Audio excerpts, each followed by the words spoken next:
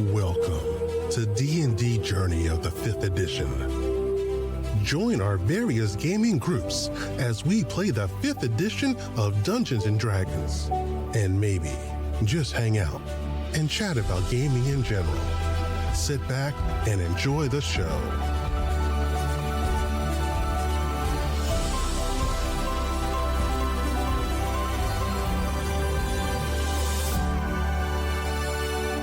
Hi, this is Kelly, aka Trixie from Ragnarok and Roll, assigned to Ragnarok Story, and Tilda Wimblewick from D&D Journey of the 5th Edition. First off, I would just like to say thank you to everyone for listening to our varied adventures, as well as for rating us on iTunes and rpgpodcast.com. If you haven't rated us yet, we would greatly appreciate it if you could. And if you're looking for more ways to support our efforts, we are now on Patreon, a great site where you can help us continue making more podcasts, as well as some special surprises for our patrons. If you can, please look us up at www.patreon.com/cppn.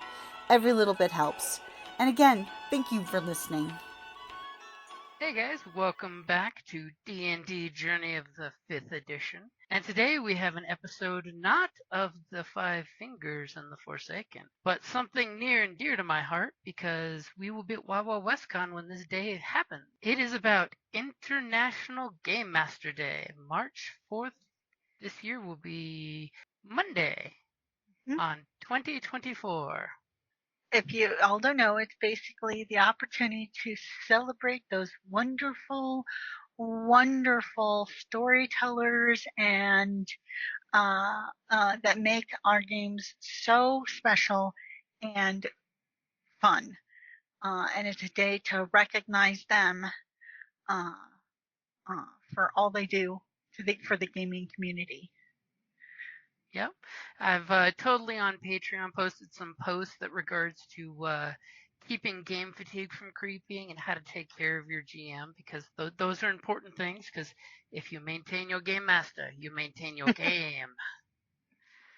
Think of it like the lifeguards, they're taught that you can't rescue someone if you allow yourself to go down under the water. So you must protect yourself and your energies.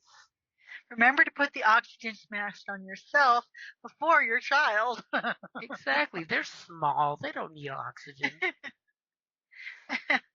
So let me drop a little info on you that March 4th is International GM Day that celebrates the diligence of GMs. But more importantly, it is also the day that commemorates the death of Gary Gygax, co-designer of Dungeons & Dragons. So that's kind of where the observance for his passing, that a gentleman by the nom de plume Spunkrat came up with the idea of celebrating it by making the entire day for Game Masters way back in 2002. Back in the 2000 single digit, way back in the day. Well, to be fair, it was more than 20 years ago, so. It was. I mean, that's why I definitely. That's a lifetime for some people. I know. There's been some players that it's been in existence their whole life. Exactly. So, I wasn't aware of that, but makes the day, even more. I don't want to say special, but a little bit more gravitas to it. Mm-hmm. So that definitely gives that oomph for, supporting your favorite game master in whatever way you choose, even if it's just a high five and to say, dude, you ran an awesome game. Because believe it or not, that type of just a quick little one-line phrase of something cool you liked in the game session will totally liven up a GM's day. Positive feedback is always a good thing. Or a simple thank you. Because oftentimes we're all guilty of it. Like you're in a game and especially if it's a game that's like consistent weekly, monthly or whatever, at the end, you're all excited and stuff. Sometimes we forget to say thank you. That's true. I mean, I will totally throw it out there that I've had many a game where I'm packing up and you blink and the game group is gone. It's like, wow, y'all packed out pretty quick there. Nobody wanted to hang and chit chat while I'm packing up all my stuff. Especially since, traditionally speaking, it's pretty much the GM that packs in all the stuff, and especially the extra books, that type of thing. Me, I always like to carry a player's guide myself, so that there's more available.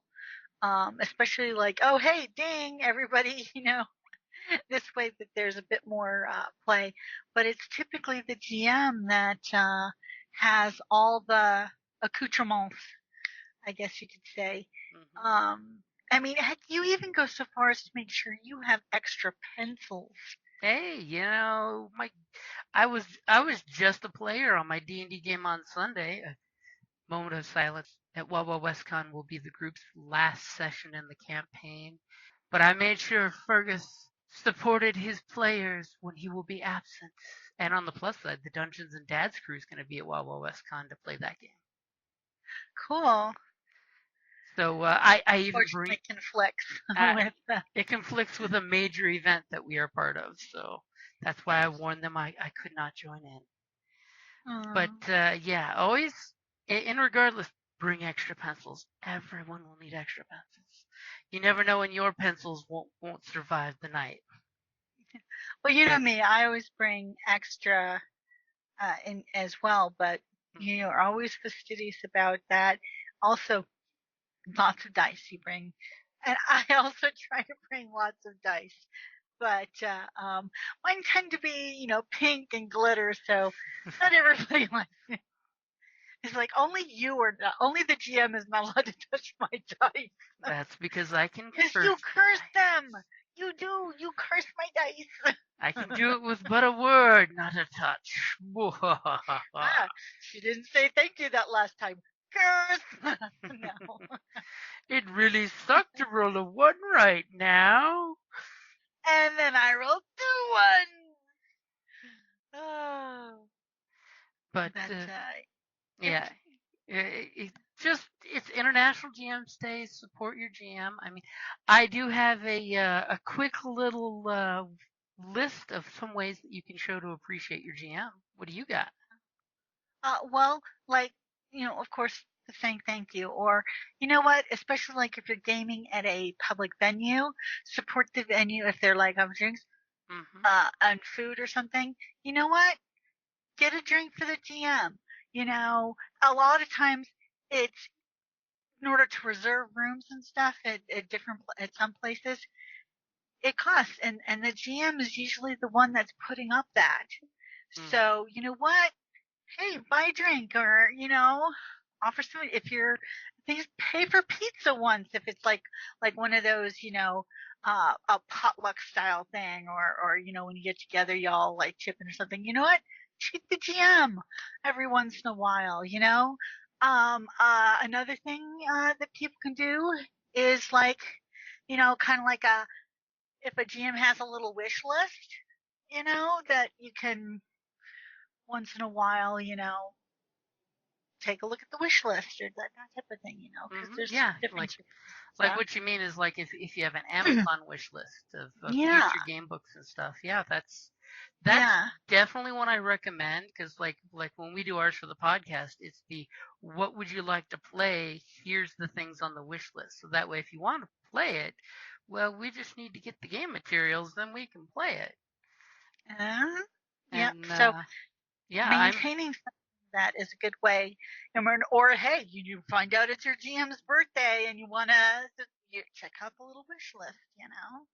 That's always kind of nice. See, look at you, like shotgunning all across the list I've got here. See, is yours? So for me, here's my little list. We're gonna start at the list because I made a list. It's all about packing list for Wawa WestCon, list for the podcast episode, so it has some structure. So the first thing is, as a player, offer ideas and solutions to your GM in game. Like, hey, here's a weird idea, and ask your GM if they'll let that fly. That is always cool because, come on, people, a GM can only throw so much back at you to play. If you're not contributing, he runs out of fuel, and then he just says, and goblins kick in the door and go after you. Yeah. You may be a storyteller, but it's a two-way conversation. Hmm. And if no one's, you know, talking back or, uh, you know, working, keeping up the conversation, then you might as well just be watching a movie. But I can see what, Hmm. And you gotta. and like a conversation I had this weekend, because some people don't like being railroaded, and I came to someone's defense by saying, well, if someone gave you a sandbox and everybody just goes, I don't know, what do you want to do? Eventually, a choo-choo train has to come through the beach. So if you That's don't, a very good point. There if has to be an impetus if your to characters don't get take the ball rolling. initiative, eventually the plot will have to happen to you if you're not the plot. And I always like to tell people, especially when GMs are like, well, my plot is this. No, your players are the plot. The triggering event is what you have. You got to make sure that your players know, guys, I need you to take initiative. Every time you don't do something, something else happens in the world until eventually you have to do something. Reminds me of that one comedian who did a thing. It was like their gaming group. So we're going to the inn. What's on the menu?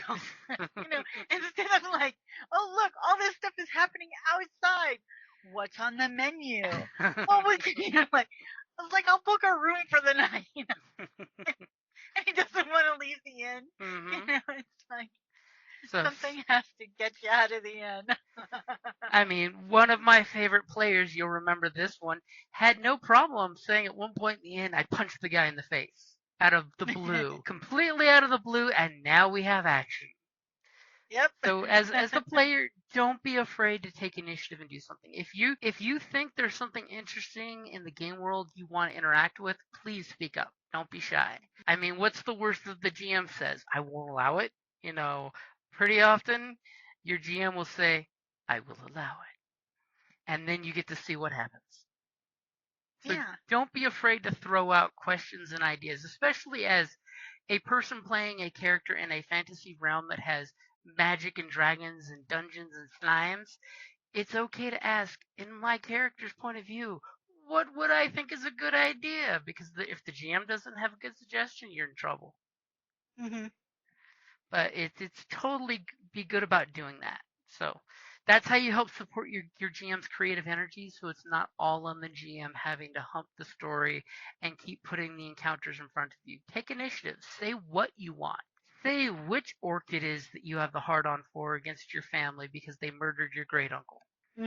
That will, and the more you fill out some of your personality traits, your flaws, your bonds, and that type of stuff, Mm. and it helps pull your characters and gives your into the story as well as giving your GM fodder. Ah, yes. Oh, I can do this. Um, Roleplay material is very important. And all of us GMs are normal human beings, and sometimes we get tunnel vision and forget. Do not be afraid to shoot your GM an email saying, hey, yo, bro, remember that uncle of mine in my backstory? I totally want him to come up because it's been 3 or 4 levels and we haven't heard about that guy. Just to touch base with your GM to make sure he is using the stuff. Because sometimes we get a little overwhelmed. Just like when it comes to gaming, and I always tell my players, if I miss one of your flaws, ideals, bonds, tap your character sheet, let me know, remind me, let me know that I missed it because I may have been like half buried in writing the next encounter, well, flavor texting this current role play encounter, and I totally missed that you did something. I have no problem going, let's see, I'm gonna do such and such, and I think that relates to this. To which I think that should give me advantage. to which I then say, don't be an inspiration hole. Don't tell me I'm not. Don't tell me what to do. No. But yeah, there's many a time he says, now you're pushing it. Yeah, and of course, that's a good one right there you walked into, which is the don't give your GM pushback. If your GM says, I like where you're going there, but not this time, just let that Hmm. go. Rather than make, it's rarely if ever it happens, but don't push so it becomes a out of game conversation because that's never fun for anybody. As I have a cat pawing my face at this exact moment, pushing it. So then my next one is the run a one shot for your GM. If you're interested in learning to do GM, totally run a one shot for a small group of your friends, even if you're not comfortable doing it, just to try it out and see what it's like. Honestly, a lot of times doing that will give you a whole new respect for your game master. Yeah, I'd probably start with only a couple people because Mm. that way, not like a full party. Or I'd say, much like pickup groups in WoW, stick to people you know and like because randos can be dangerous. They can be mean, That's true. which is totally why they came up with I don't know if everybody's played the new WoW, but they now have for the new dungeons, you can have a NPCs going in with you, as opposed to a live action group. Real So, people in pickup groups, yeah. I well, it's mean, great because you can learn. It's sort of like same type of thing here. Is like so you can learn a class or learn to be a DM type of thing, mhm. or learn to in a safe environment. And of course, on my list, you kind of touched on a couple of these, which is the get your GM some food, whether it's making or buying something. Every GM appreciates food being shoved in their face. I mean, I remember back in the post high school days, way back in those days, where we pretty much had a ongoing thing where if you are of legal drinking age or responsible, notice how I put the caveat there, of bringing your GM a bottle of booze, and you would totally get one re-roll for the game session. Just remember, make sure your GM is not drinking too much when you game because that's how things go bad. And of course, food in general is always good. I mean, we've had players bring victuals and things and potlucks, and oh, there's nothing better than potlucks. But the problem is when you have a good potluck, you never game because you're too busy eating, or you eat and you're exhausted. So potluck on a non-game day is even better. So I would recommend if you are recording games, try to avoid some of the crunchy stuff. Oh yeah, even with the pizza with the,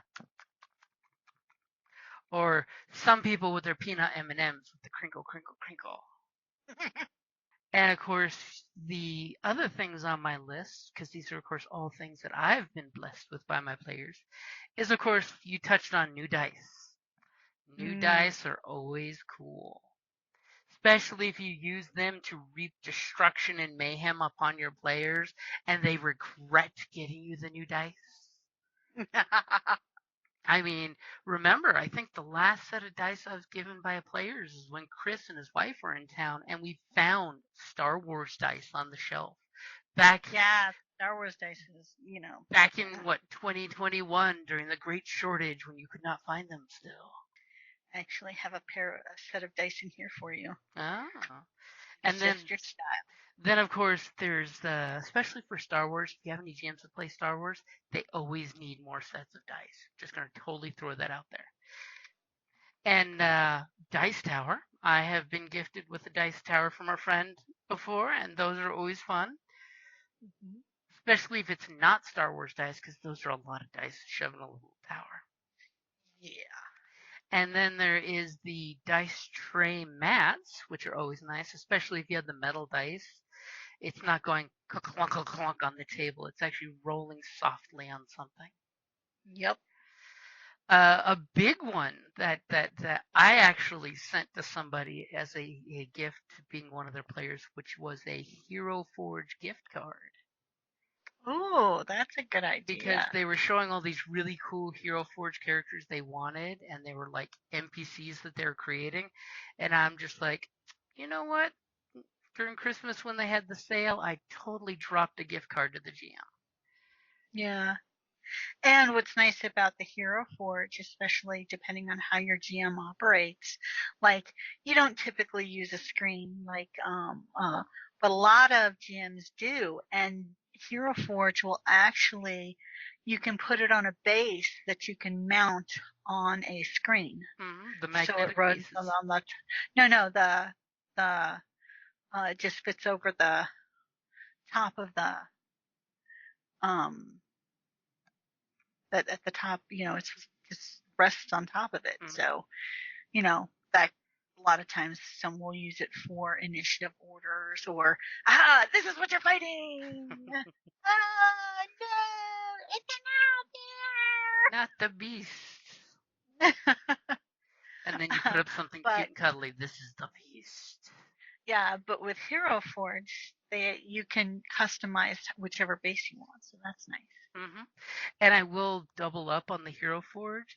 A really cool feature for Hero Forge is to make your character take a screenshot of the cool picture and Mhm. put that on your character sheet or share that with your player group.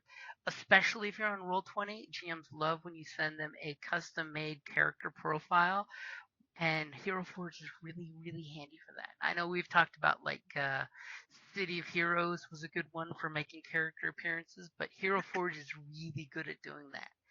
So you can Yeah, totally give your GM a picture of your character, especially if it's on and they're Roll20. always adding new stuff. hmm Yeah, they're always adding new poses and new additional items. Hero Forge is like, go for it. And the last one on my list is, of course, rule books. Because if there's a new RPG you want to play, if you can get an excuse like a birthday or a Christmas to give your GM the RPG book you're wanting to play, especially if it's a book that will be tossed around the game table, it's really not just a gift for the GM, it's a gift for the whole crew. So Yeah. that's always a really nice thing to do, to drop one on them and say, "Hey, here you go." And depending on which RPGs we're talking about, a lot of them are cool about that. You get a physical copy and a PDF copy. Like I'll Mm. totally throw out there for Genesis, the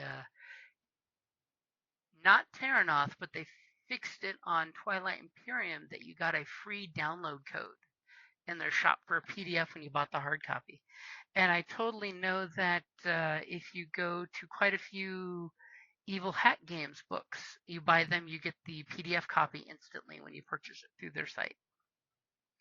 Well, and say if you pretty much just GM through Roll20, Mm-hmm. I mean, you can actually get electronic copies through there as well. So, Mm-hmm. I as well as other items Yeah, I totally was given. That's one I forgot to mention like was I got a Roll the 20 gift card for Christmas from one of my players last year. see? Yeah, and so, and this can allow you to get certain themed uh tokens Mm-hmm. for the maps and stuff. I know that since the pandemic, a lot of people have been employing Roll20. I mean, heck, that's what allowed us to continue gaming. As Mm-hmm. since we couldn't meet in person, and this way you have a larger library of different things that you can show on there. So that's, your GM might like something like that. Mm-hmm. And I've got one last caveat to throw out there. If you really want to show appreciation for your GM, be the player that takes notes and helps give recaps. That is totally something your GM will appreciate. In our City of Mist game, one of our players is an excellent note taker. But it's funny because sometimes his notes are incomplete, but they're just complete enough to fill in the gaps after we talk about it. But the note taking is extremely appreciated by the GM. Yeah. Just like I used to be a note taker, but then the wrist and injury made it very difficult. Uh, with the journals. yep. Yes, indeedy. So if you can. My color coded journals. Mm, and another one I've never been a fan of myself but that's just because I don't want to saddle somebody with it. But is I know some gaming groups, the GMs appreciate a player who's willing to speak up to be the initiative tracker. I've seen that work really well in some groups. But I mean, me personally, I always just keep track of initiative with a list on my side in the notes. And Yeah, I always see you do that. that's just my little power trip there. But some GMs will actually have another player keep track of initiative for them, which that's always cool too. Cool. So, any last minute contributions of ways that you can show appreciation to your GM for International Game Masters Day? No, I think we pretty much covered it, but I'm just going to say it again because sometimes the simplest thing can be, the best is thank you. Hey, that's always one of the best. And I will throw one extra last shameless plug out there of if there's any YouTube streamer, podcaster, Twitcher that you follow that's an awesome GM that's giving you ideas, tips, tricks, things like that. Not talking about me, but I'm talking about all the ones out there I watch because there's quite a few that I shamelessly watch and plug. Drop a like, a subscribe, and a comment just saying, hey, thank you for showing what a great GM can do. Because that will totally help them out with the whole evil algorithms. Those are the new enemies now, is the evil algorithms. We were promised Skynet. We were given algorithms instead. And it does go a long ways. Like you said, thank you. That's a great way to thank somebody is to like, comment, and subscribe. Because it's free. And it takes just a few seconds to go a long way with your streamers and things. And with that, I totally think that's got me covered for GM Appreciation Day, March 4th, 2024. Unless you got something. I know. Yeah, no, I just want to say thank you, Jim. You're a Aw. fantastic GM. It's one of the reasons why I fell in love with you. Well, I appreciate your appreciation. And I'll totally throw it out there. Anybody in the Tucson area this weekend at Casino del Sol is Wawa WestCon. Come on down and have some fun. And I will shamelessly say the merchants area is free to the public to come in. So if you walk in the double date doors at the convention center, where all the merchants are, I believe there's going to be gaming tables set up, and the Dungeons and Dads group are going to be down there. They're the gaming guests that got invited out. They'll be doing the Saturday night game. Come on out, see folks, check out some cool stuff. And just a heads up, everything is cash only this weekend because we're all steampunks who want it retro. That's not really the case, but that's what we're going to say. Alrighty, guys. Thank you for listening. I hope you GMs out there have a great GM Appreciation Day. All you players out there, I hope you get some gaming done this weekend and you have a great time. And make sure to ask questions, take charge, lead into danger, and when in doubt, kick the door and slay the monster. Alright, guys. Have a good night. Thank you for listening to D&D Journey of the 5th Edition, a member of the Creative Play and Podcast Network.